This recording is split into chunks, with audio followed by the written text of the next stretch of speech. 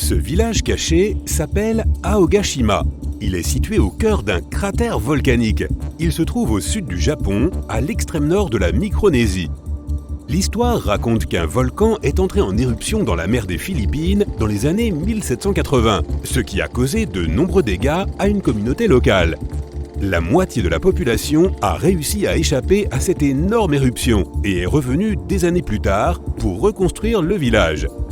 À l'heure actuelle, environ 160 personnes vivent paisiblement ici, même si l'on considère que le volcan est toujours actif. Huacachina, au Pérou, se trouve dans l'un des climats les plus secs du monde. Et pourtant, c'est une ville magnifique entourée de palmiers luxuriants. Elle dispose aussi d'une lagune dont on dit qu'elle a des propriétés curatives particulières. Le village compte un peu plus de 90 résidents qui gèrent de petits commerces. La plupart d'entre elles ont recours au sable comme principale ressource. Certains proposent des services de sandboarding ou même des dîners de luxe dans le désert. Depuis plus de 500 ans, un petit groupe de personnes vit dans le flanc d'une montagne appelée la Montagne Verte. C'est l'un des endroits les plus reculés d'Oman et du monde entier. Le seul moyen d'arriver jusqu'ici est à pied, à dos de mule ou en véhicule tout-terrain. Il s'agit d'Al Sogara et il faut marcher environ 20 minutes pour monter un escalier de pierre raide afin d'y arriver. Le village a vu le jour quand les habitants ont taillé leur maison dans la pierre de la montagne pour se protéger des tempêtes et du froid. 5 familles de la tribu Al-Shariki habitent encore ici, soit environ 25 personnes au total. On trouve beaucoup d'autres villages comme celui-ci dans la région, mais Al Sogara est particulier car c'est le seul qui soit encore habité. Il y a 14 ans encore, il n'y avait ni électricité ni ligne téléphonique. La route la plus proche que l'on pouvait trouver était à 10 km. Comme il n'y avait pas d'école, les gens devaient apprendre à lire et à écrire à la maison auprès de leurs aînés. Aujourd'hui encore, les villageois poursuivent cette pratique traditionnelle qui consiste à construire leurs maisons en les taillant directement dans la roche de la montagne. L'un des plus beaux joyaux grecs est Monemvasia, une ville fortifiée située dans le sud-est du Péloponnèse. Elle a été conçue pour être invisible depuis le continent, afin d'être mieux protégée. On la voit uniquement depuis la mer. Et pour y accéder, il faut suivre un étroit sentier qui la relie au continent. C'est d'ailleurs de là que vient son nom, qui se traduit par un seul passage. Monemvasia a été construite au Moyen-Âge, entièrement taillée dans la roche de la montagne. De nos jours, de nombreux anciens manoirs y ont été transformés en maisons d'hôtes et en charmants hôtels. Non seulement l'architecture est incroyable et magnifiquement préservée, mais la ville est également entourée d'eau cristalline. Une ville sans route? Fais tes valises pour aller à Giethoorn, aux Pays-Bas, si cela ne te dérange pas de voyager en bateau. La ville est très paisible, probablement parce que tout le monde ici se déplace par les canaux. Même le courrier est distribué par voie fluviale. Comme il n'y a pas de voiture et que les gens se déplacent rarement, la ville est très calme. Si calme que le son le plus fort que l'on puisse entendre est le caquettement d'un canard de temps en temps. Au départ, il s'agissait d'un décor de cinéma, mais Hobbiton, en Nouvelle-Zélande, existe toujours, même après la fin des tournages du Seigneur des Anneaux et du Hobbit. Il est possible de visiter cette charmante ville de décor. Il existe 44 trous de Hobbit au total, mais seuls quelques-uns d'entre eux sont ouverts au public. Le village isolé de Gazadalur, situé sur le flanc d'une montagne dans les îles Féroé, compte à peine 11 habitants. Il est surtout connu pour sa chute d'eau spectaculaire qui se jette directement dans l'océan Atlantique.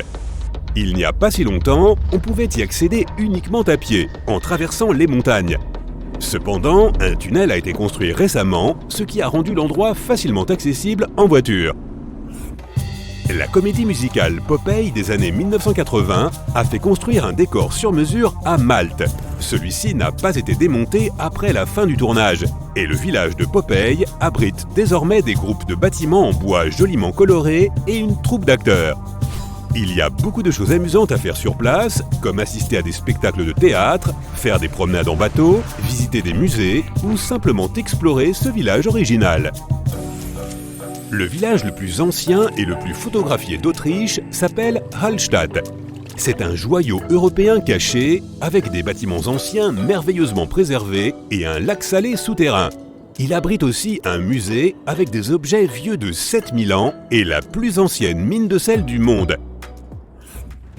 La forteresse de Bourtange, aux Pays-Bas, est un petit bâtiment en forme d'étoile. Mis à part le côté créatif, il a été construit de cette façon à des fins défensives. Cela donnait aux gardes du fort un avantage stratégique car ils avaient une vue parfaite à 360 degrés.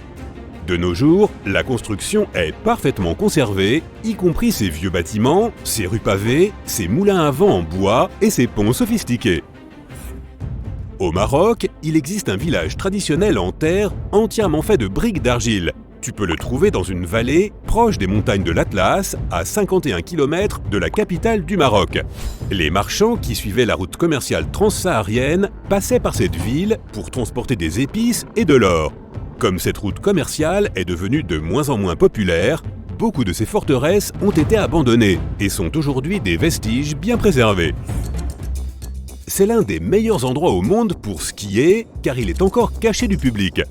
Pas étonnant que les habitants l'appellent le côté secret de la vallée. Situé en Autriche, le minuscule village de Warth ne compte que 200 habitants. Non seulement c'est le village le plus enneigé de la planète, mais il a aussi accès à l'une des plus grandes pistes de ski du monde.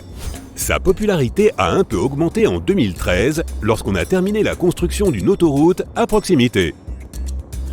Burano, en Italie, est l'une des îles les plus colorées du monde. En raison de ses superbes couleurs, elle a presque un aspect tropical. On y trouve des eaux vert émeraude, de belles maisons et un clocher du XVIIe siècle.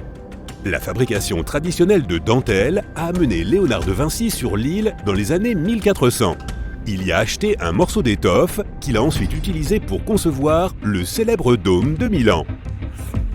Si tu as un passeport britannique, tu dois connaître la magnifique petite ville de Bibury, car son paysage figure sur ta carte d'identité.